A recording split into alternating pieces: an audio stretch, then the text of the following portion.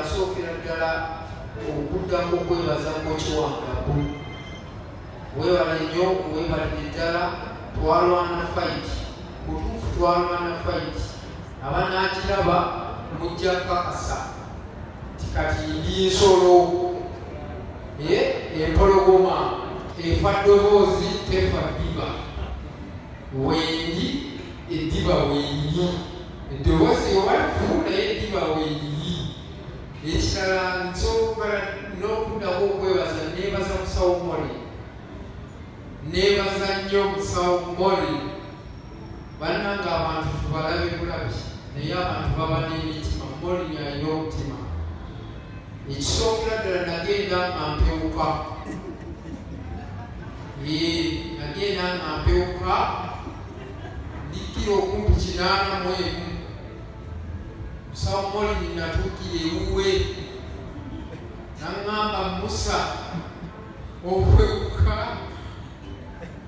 nalya firigi era nsonyiwa maama oba n'akola nti ogizaawo simanyi.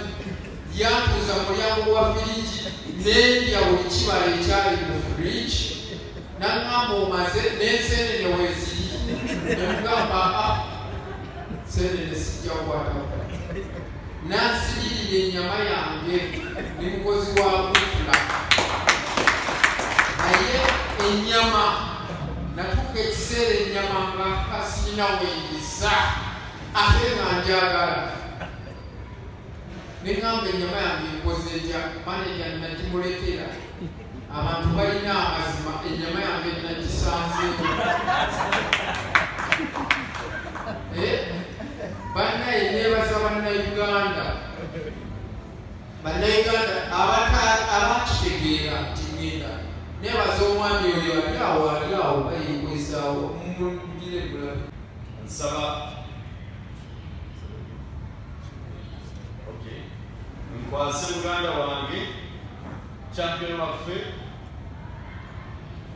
obusipi buno munzikirize neyogere.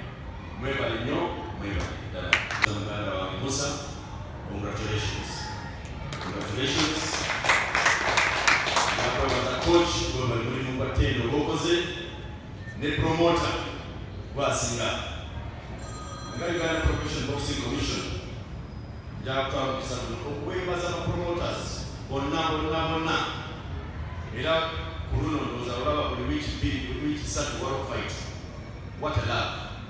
Ekyo tetubadde tuyayanira all along. So good enough endoli tetali entalo zaffe tetukyali mu ntalo.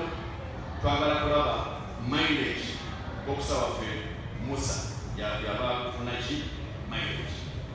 Nzenga president wa UPDC ne executive yange tujja kulaba tugezaako nnyo okulaba tuyongera okutafaali okulaba boxing shines again. Kyokubiri, we have a program okulaba we can help out our boxers. You very well know president yatusindikira Major Kutesi abamu abadde abangekingamu. So good enough state house is a good day ogenda kuyamba naddala aba professional si ba amateur. Boboli professional or like tuleetera engule, that is the team that will be under state house. So nange mbeera at least comfortable okulaba kubanga manyi challenges ba boxers zebayitamu. So with those few remarks,